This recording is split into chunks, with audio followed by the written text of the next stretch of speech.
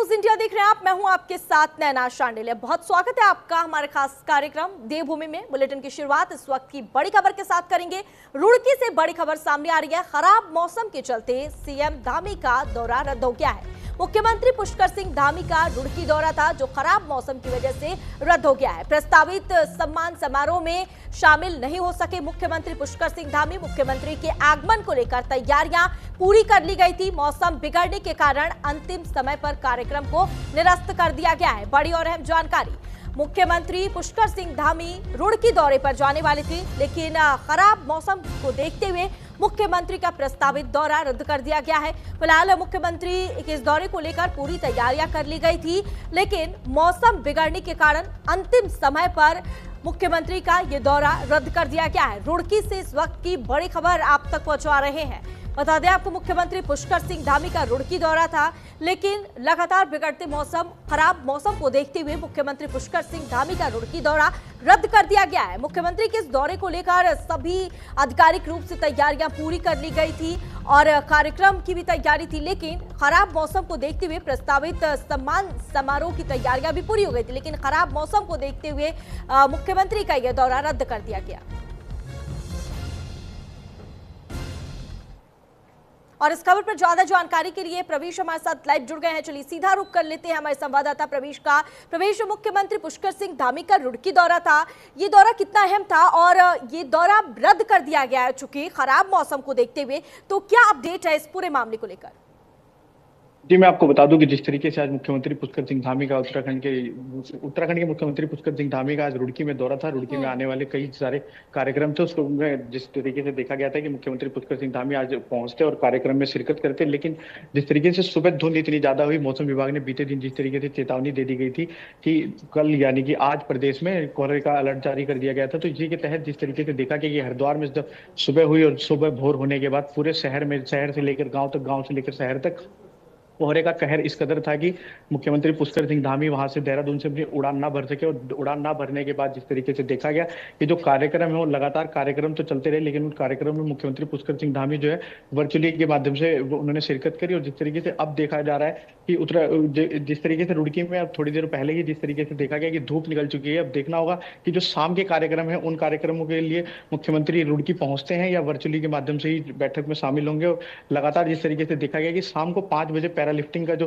कार्यक्रम है वो अंतर्राष्ट्रीय तौर पर होने वाला है, उसको को मुख्यमंत्री पुष्कर सिंह धामी वर्चुअली मीटिंग के माध्यम से ही जिस तरीके से लग रहा है, अब आने वाला अंदेशा देखना होगा। हो सकता है कि मौसम साफ होने के बाद मुख्यमंत्री वहां से उड़ान भरे, चौपर के माध्यम से रुड़की पहुंचे, लेकिन अभी तक इस तरीके की कोई जानकारी नहीं मिली है। लेकिन अभी जो कार्यक्रम है लगातार कन्हैयालाल डिग्री कॉलेज में थोड़ी देर पहले जिस तरीके से कार्यक्रम चल रहा था, रुड़की विधायक जो प्रदीप बत्रा वहां पर मौजूद थे और राज्यसभा सांसद कल्पना सैनी की मौजूदगी में जो कार्यक्रम है वो अभी चल रहे हैं। लेकिन अब शाम वाले कार्यक्रम में देखना होगा कि मुख्यमंत्री पुष्कर सिंह धामी आते हैं या वर्चुअली के माध्यम से ही जो कार्यक्रम है उनमें सम्मिलित होंगे। जी प्रवेश, ये कार्यक्रम जहां पर मुख्यमंत्री को शामिल होना था, ये कार्यक्रम क्या था और फिलहाल इस वक्त जो है रुड़की में मौसम का क्या अपडेट है? जी, मैं आपको बता दूं कि नैना, जिस तरीके से मुख्यमंत्री पुष्कर सिंह धामी के जो यहाँ पे आप पहुंचने वाले थे, कई सारे कार्यक्रम जो आयोजित किए गए थे, जो 2 बजे के 2:30 बजे के आसपास जो कार्यक्रम था, उससे पहले जो था कि 12 बजे के आसपास आईटीआई में सम्मिलित होना था, कार्यक्रम में पहुंचना था, लेकिन 2 से 2:30 बजे के आसपास कन्हैयालाल डिग्री कॉलेज में जिस तरीके से वहां पर सम्मान समारोह चल रहा है अभी, और उसी सम्मान समारोह में जिस तरीके से मुख्यमंत्री पुष्कर सिंह धामी को मौजूदगी दर्ज करानी थी और वहां पर सम्मान समारोह में आयोजित में शिरकत करते, लेकिन जिस वजह से मौसम खराब होने के चलते मुख्यमंत्री पुष्कर सिंह धामी नहीं पहुंच पाए। और अब जो है सब वहां पे आईटीआई में कुछ कार्यक्रम चल रहे हैं, लेकिन सब शाम को कोर यानी कि अब ये कह सकते हैं कि जो इंजीनियरिंग कॉलेज है वहां पर भी एक शाम को पैरालिफ्टिंग का जो है आयोजन होना है और उसको शाम को शुरुआत होगी। और वहां से देखना होगा कि आगे आने वाले समय में अब शाम को तक जो है तो मुख्यमंत्री पुष्कर सिंह धामी पहुंच पाएंगे उत्तराखंड या नहीं पहुंचेंगे, हरिद्वार के रुड़की में पहुंच पाएंगे या इसी तरीके से जो है वर्चुअली के माध्यम से बैठक लेंगे। जी प्रवेश, और मुख्यमंत्री के और कौन कौन सी जो है आज प्रस्तावित दौरा है और क्या क्या कार्यक्रम है जिसमें मुख्यमंत्री को सम्मिलित होना है? मुख्यमंत्री पुष्कर सिंह धामी को जिस तरीके से अब के बाद जो कार्यक्रम बचा हुआ है, जो शाम को 4:30-5 बजे के आसपास का, लगभग 3 बजे के आसपास का जो कार्यक्रम बचा हुआ है वो पैरालिफ्टिंग का कोर कॉलेज में पहुंचना था, लेकिन अभी तक मुख्यमंत्री पुष्कर सिंह धामी जो है वो लगातार वहां से वर्चुअली के माध्यम से ही बैठक ले रहे थे। सुबह जो आईटीआई में भी एक कार्यक्रम था उसमें भी सम्मिलित होना था। उसके बाद जिस तरीके से कन्हैयालाल डिग्री कॉलेज में भी शामिल होना था, लेकिन खराब मौसम के चलते नहीं पहुंच पाए और वर्चुअली के माध्यम से लगातार उन्होंने बैठक में शामिल हुए। और अब 3 बजे, सवा 3 बजे के आसपास जो है इसमें मुख्यमंत्री पुष्कर सिंह धामी को हरिद्वार पहुंचकर और कोर इंजीनियरिंग कॉलेज में पहुंचकर वहां पर कार्यक्रम में आयोजित हो रहे में सम्मिलित होना था। लेकिन अब देखना होगा कि, लेकिन अब समय भी निकल चुका है। मुख्यमंत्री पुष्कर सिंह धामी के वहां से जो सूत्रों के हवाले से खबर आई है वो ये है कि अब वहां से वर्चुअली के माध्यम से ही सारी बैठकों में हिस्सा लेंगे। जी प्रवेश, फिलहाल मौसम का क्या अपडेट है वहां पर रुड़की में? जी नैना, जिस तरीके से जब मुख्यमंत्री पुष्कर सिंह धामी को रुड़की पहुंचना था, यानी कि अभी कह सकते हैं कि जब सुबह 10 बजे पहुंचना था तो कोहरा धुंध बहुत ज्यादा थी रुड़की में। लेकिन बीच से जस जस दिन निकलता गया, ये 12 सवा 12 बजे के आसपास धूप हुई। और इस वक्त जो मौसम के हालात हैं वो धूप हो रखी है, चटक धूप हो रखी है। अब चौपर भी उड़ सकते हैं, उड़ाने भी बढ़ सकते हैं, लेकिन अब देखना होगा कि समय कम बचा हुआ है आने में। और देखना होगा कि अब जो समय कम होने के कारण हो सकता है कि वहीं से वर्चुअली के माध्यम से ही बैठक लें। चलिए ठीक है, ऐसे में तमाम जानकारी हमारे साथ साझा करने के लिए बहुत बहुत शुक्रिया प्रवेश आपका। खबरों में आगे बढ़ेंगे। देहरादून में समान नागरिक संहिता यानी यूसीसी को लागू हुए लगभग 1 साल पूरा होने जा रहा है। बता दें कि 27 जनवरी 2025 को प्रदेश में लागू हुए यूसीसी को लेकर आम जनता में सकारात्मक माहौल देखने को मिल रहा है और चारों तरफ लोग इसकी सराहना भी कर रहे हैं। साथ ही बड़ी संख्या में नागरिक तेजी से पंजीकरण के लिए आगे आ रहे हैं। तो वहीं इसको लेकर मुख्यमंत्री पुष्कर सिंह धामी ने कहा कि यूसीसी सभी नागरिकों की सुरक्षा और समान अधिकारों की गारंटी है। साथ ही कहा कि यूसीसी के लागू होने से समाज में पारदर्शिता बढ़ी है और लोगों का विश्वास इस कानून के प्रति मजबूत हुआ है।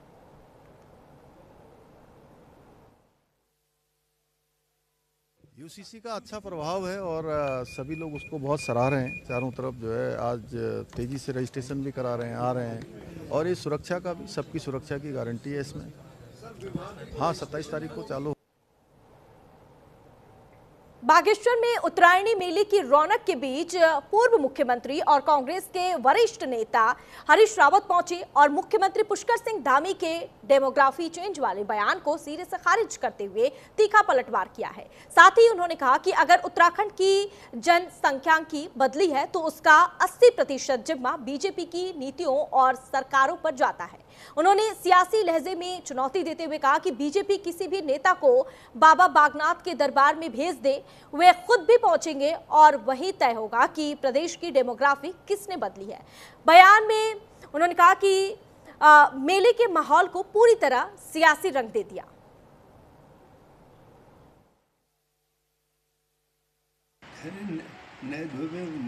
उत्तरायणी में तुम अब हमने तो नहाया नहीं होगा, हमने तो नहा रखा है यहाँ बागेश्वर के पानी से।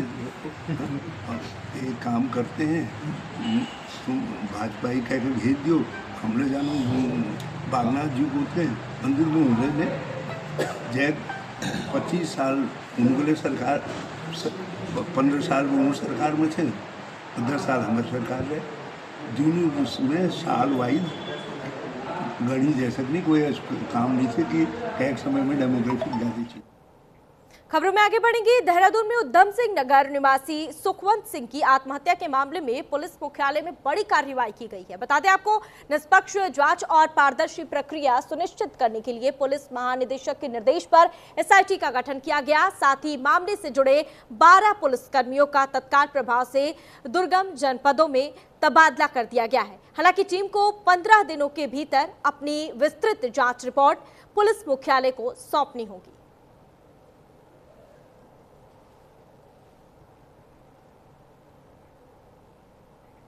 खबर काशीपुर से है, जहां सुखवंत सिंह सुसाइड केस अब पूरी तरह से वीडियो वॉर में तब्दील हो चुका है। दरअसल हल्द्वानी के एक होटल में खुदकुशी करने वाले सुखवंत सिंह ने अपनी मौत से ठीक पहले एक फेसबुक लाइव किया था, जिसमें उन्होंने अपनी बर्बादी का जिम्मेदार कुछ लोगों और पुलिस को आरोपियों को ठहराया था। बता दें आपको, वही अब तीनों मुख्य आरोपियों ने भी अपनी चुप्पी तोड़ते हुए एक वीडियो जारी कर पलटवार किया है और अपनी सफाई में कुछ कागजात और दस्तावेज दिखाते हुए प्रशासन से न्याय की गुहार लगाई है और मृतक के आरोपों को झूठा करार दिया है। फिलहाल सच क्या है यह पुलिस की गहन जांच का विषय है, लेकिन इस हाई प्रोफाइल मामले ने पूरे उत्तराखंड में हलचल और हड़कंप मचा दिया है।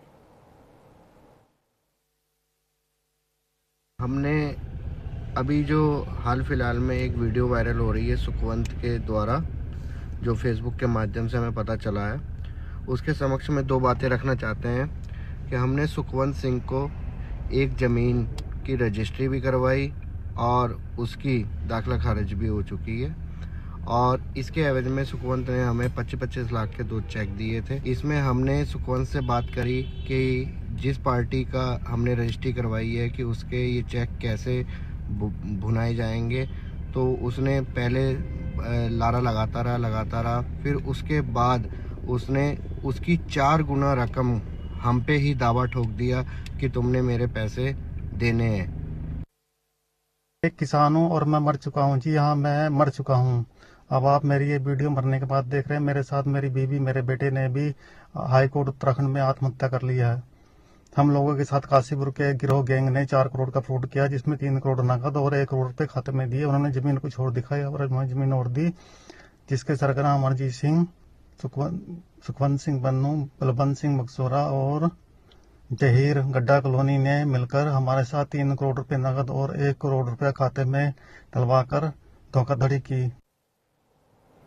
खबर रुड़की से है, जहां हरिद्वार पुलिस ने शराब तस्करी के खिलाफ एक बार फिर बड़ी कामयाबी हासिल की है। बता दें कि कप्तान प्रमेंद्र सिंह डोभाल के निर्देशन में मकर संक्रांति पर्व को लेकर चलाए जा रहे सघन चेकिंग अभियान के तहत कोतवाली, मंगलौर पुलिस और CIU रुड़की की संयुक्त टीम ने अंतर्राज्यीय शराब तस्करी का खुलासा किया है और एक 10 टायरा ट्रक को रोककर तलाशी ली, जिसमें से हरियाणा ब्रांड की 300 पेटी अंग्रेजी शराब बरामद हुई है।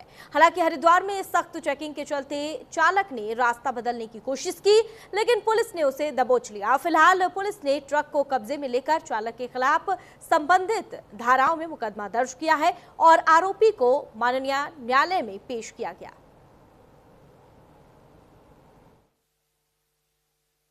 हरिद्वार पुलिस की एक बड़ी कार्रवाई कल अमल में लाई गई है, जिसमें मंगलौर पुलिस ने SOG देहात के साथ मिल करके 300 पेटी अवैध शराब जो चंडीगढ़ से लाई जा रही थी और जिसको एक बड़े ट्रक में बिहार ले जाना बताया जा रहा है अभियुक्तों के द्वारा। कीमत करीब 20 लाख से ऊपर की कीमत की अवैध शराब होगी, तो ये कल रिकवर हुई है। दोनों अभियुक्तों को आज रिमांड पे जेल भेजा जा रहा है। तो एक बड़ी तस्करी जो शराब की हो रही थी उस पर अंकुश लगाया। खबरों में आगे बढ़ेंगे। चंपावत में 16 जनवरी से 14 फरवरी तक सड़क सुरक्षा माह के शुभारंभ के अवसर पर जिलाधिकारी मनीष कुमार ने जनपद चंपावत के समस्त नागरिकों से अपील की है कि वे सड़क सुरक्षा को अपनी दैनिक जीवन शैली का अभिन्न अंग बनाएं और सुरक्षित यातायात व्यवहार को अपनाएं। साथ ही डीएम ने कहा कि सड़क सुरक्षा केवल प्रशासन या यातायात विभाग की जिम्मेदारी नहीं है, बल्कि सड़क का उपयोग करने वाले सभी नागरिक की ये जिम्मेदारी है। और गुड सैमरिटन योजना के प्रति भी जागरूक करते हुए उन्होंने कहा कि किसी सड़क दुर्घटना में घायल व्यक्ति की सहायता करने वाले नागरिक को पूर्ण कानूनी संरक्षण प्राप्त है। ऐसे सहायक नागरिकों को किसी भी प्रकार की कानूनी या फिर पुलिस कार्रवाई से डरने की आवश्यकता नहीं है। 36वां सड़क सुरक्षा माह मनाया जाएगा।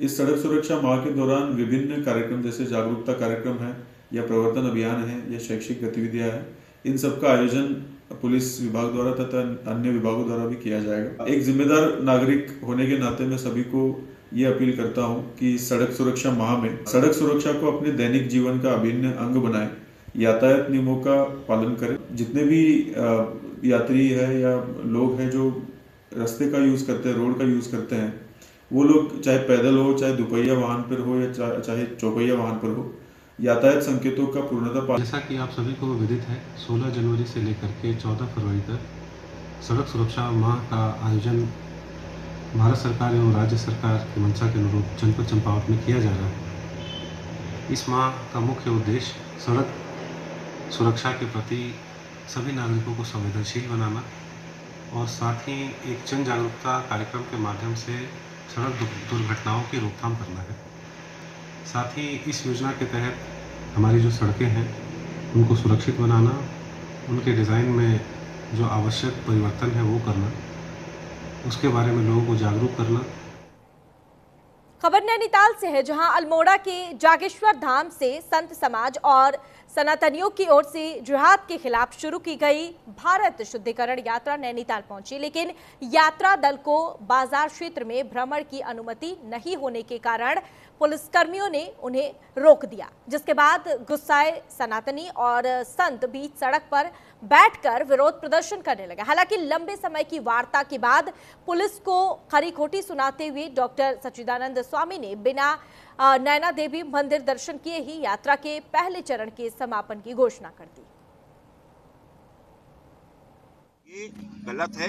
वहां पर यात्रा भारत शुद्धिकरण यात्रा है। हम भारत शुद्धिकरण यात्रा के माध्यम से जिहाद मुक्त भारत का संकल्प लेकर चले हैं और ये यात्रा देवभूमि उत्तराखंड के विश्वविख्यात परम धाम जागेश्वर धाम से प्रारंभ की गई। जागेश्वर धाम से हमारे साथ पुजारी जी, महामंडलेश्वर लाल बाबा जी और भंडारी बाबा, सभी संत हमारे साथ चल रहे हैं। हम इस यात्रा के माध्यम से जन जागरण कर रहे हैं, सनातनियों को बता रहे हैं कि जिहाद क्या है, जिहाद के स्वरूप क्या क्या है, किस प्रकार से लव जिहाद, लैंड जिहाद, व्यापार जिहाद, थूक जिहाद, मलमूत्र जिहाद, मतलब इतनी गंदगी परोसी जा रही है, क्या कोई इसको बर्दाश्त कर सकता है? उधम सिंह नगर के खटीमा में सेना दिवस के आयोजन को पूर्व सैनिकों ने बड़े हर्षोल्लास के साथ आयोजित किया, जिसमें मुख्य अतिथि के तौर पर योगेंद्र कुमार, सचिव जिला विधिक प्राधिकरण शामिल हुए और शहीदों की याद में दीप प्रज्वलित कर पुष्पांजलि अर्पित की, बता दें आपको, और उन्होंने श्रद्धांजलि दी। तो वही आयोजन का शुभारंभ मंच संचालक कैप्टन नारायण सिंह सोने ने किया। स्कूली बच्चों ने स्वागत गीत के साथ मुख्य अतिथि का स्वागत किया और अन्य स्कूली बच्चों ने अनेकों रंगारंग कार्यक्रम आयोजित किए। साथ ही मुख्य अतिथि ने वीर नारियों को कंबल और मोमेंटो भेंटकर सम्मानित किया। तो वहीं सीएम धामी ने वर्चुअल वीडियो कॉन्फ्रेंस के जरिए सभी पूर्व सैनिकों, वीर नारियों और उनके परिजनों को सेना दिवस की बधाई और शुभकामनाएं दी। आप लोगों ने अपना कीमती समय निकालकर हमारे इस सेना दिवस के शुभ अवसर पर यहाँ पर पहुँचे हो। आज यहाँ पर हमारा हर साल की तरह इस साल भी हम सेना दिवस मनाते हैं। सेना दिवस मनाने का मुख्य कारण यह है कि जो हमारे देश की वीर नारियाँ हैं, वीरों ने, जो हमारे वीरों ने देश के लिए शहादत हुए हैं, उनको याद करने के लिए ये हर साल हम यहाँ पर सेना दिवस मनाते हैं और जो हमारे यहाँ पर वीर नारियाँ हैं उनको सम्मानित करते हैं। आज हमारे जिला प्राधिकरण जज साहब द्वारा भी यहाँ पर हमारे वीर नारी को सम्मानित के लिए किया गया कि आज सेना दिवस मनाया जा रहा है पूरे देश भर में। आज जिला विधिक सेवा प्राधिकरण उधम सिंह नगर और हमारे सैनिक कल्याण संगठन के द्वारा सामूहिक रूप से आज सेना दिवस मनाया गया। सेना दिवस के अवसर पर हमारी जो माननीय नालसा के द्वारा वीर परिवार सहायता योजना 2025 लॉन्च की गई है, उसके बारे में हमने हमारे सैनिक परिवार के जितने भी सदस्य उपस्थित हैं उन्हें सबको जानकारी दी गई है। खबरों में आगे बढ़ेंगे। खबर हरिद्वार से है, जहां दिल्ली वाले विवादित बयान के बाद यो हनी सिंह हरिद्वार पहुंचे और नीलेश्वर महादेव मंदिर में जाकर भगवान भोलेनाथ का आशीर्वाद लिया, जहां मंदिर में हनी सिंह ने रुद्राभिषेक पूजा भी की। बता दें आपको, दिल्ली वाले बयान से हरिद्वार के साधु संत नाराज हैं और इसलिए उनका हरिद्वार आगमन पूरी तरह गुप्त रखा गया।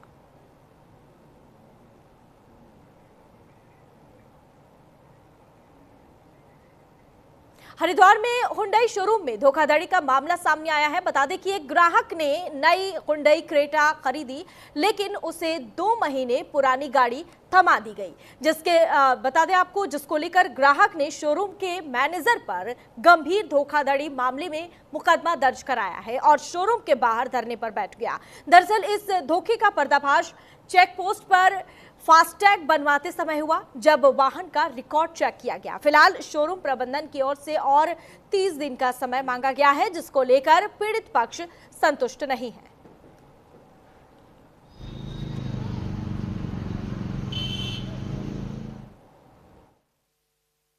2025 में एक गाड़ी खरीदी डीपीएम हुंडई हरिद्वार से, और जब मैंने गाड़ी खरीदी तो सर मैं गाड़ी ले गया, मैंने बाय लोन गाड़ी यहाँ से खरीदी, और जब 10 दिन गुजर चुके मैंने इन्हें बोला कि सर मेरा यहाँ पे रजिस्ट्रेशन कर दो आप, तो बार बार मेरे बोलने पर भी ये रजिस्ट्रेशन नहीं करवा पा रहे थे।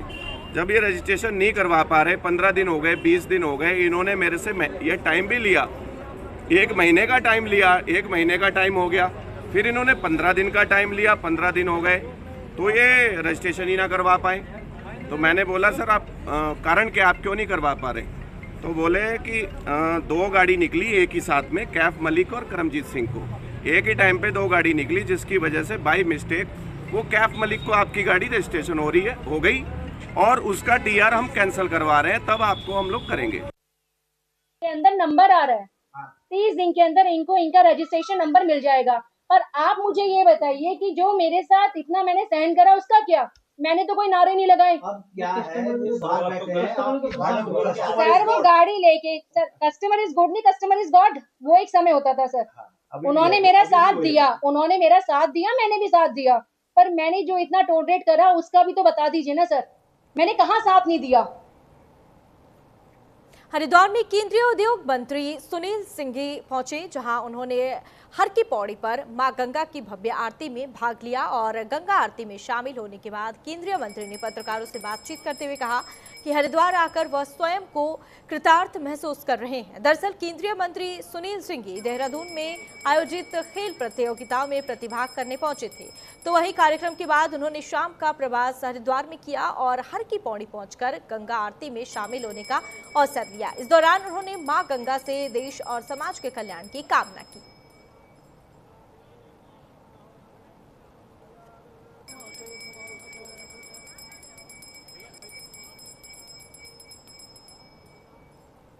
के नाते हमने समस्त व्यापारियों को एकत्रीकरण करके आज देहरादून में हमने स्वदेशी संकल्प दौड़, जो दौड़ हमने 12 जयंती से लगाकर 23 जनवरी सुभाष चंद्र बोस की जयंती तक ये दौड़ हमारी पूरे भारत में चल रही है। बढ़ते जमीन विवादों को लेकर मुख्यमंत्री पुष्कर सिंह धामी ने बड़ा और सख्त कदम उठाया है। बता दें कि सीएम धामी ने राज्य भर में 1 महीने का विशेष अभियान चलाकर सभी लंबित भूमि विवादों को शून्य स्तर तक लाने के निर्देश जारी किए हैं और मुख्य सचिव आनंद वर्धन और पुलिस महानिदेशक दीपम सेठ को स्पष्ट आदेश दिए हैं कि सभी जिलों में पुराने और लंबित जमीन विवादों का त्वरित, निष्पक्ष और प्रभावी निस्तारण सुनिश्चित किया जाए। साथ ही कहा कि भूमि विवाद सीधे आम जनता की रोजमर्रा की जिंदगी से जुड़े होते हैं और ऐसे मामलों के लंबित रहने से कानून व्यवस्था की स्थिति भी प्रभावित होती है। तो वहीं मुख्यमंत्री ने यह भी निर्देश दिए कि अभियान की प्रगति की साप्ताहिक समीक्षा की जाए ताकि किसी भी स्तर पर लापरवाही ना हो और तय समय सीमा के भीतर लक्ष्य हासिल किया जा सके। 1 माह के अंदर इस प्रकार के जितने भी मामले हैं जो लंबित पड़े हैं SDM के स्तर पर या अन्य स्तरों पर, उन सभी को, जो वाद विवाद की स्थिति में भी है, उन सभी को निपटाने के निर्देश दिए गए हैं, जिससे कि पारदर्शिता बढ़े, लोगों को परेशानी ना हो। कई स्थानों पर लैंड फ्रॉड भी देखा गया है, उसके लिए भी हम पूरी तरह से कार्रवाई कर रहे हैं, जिससे कि सामान्य लोगों को, आम लोगों को, किसी को भी।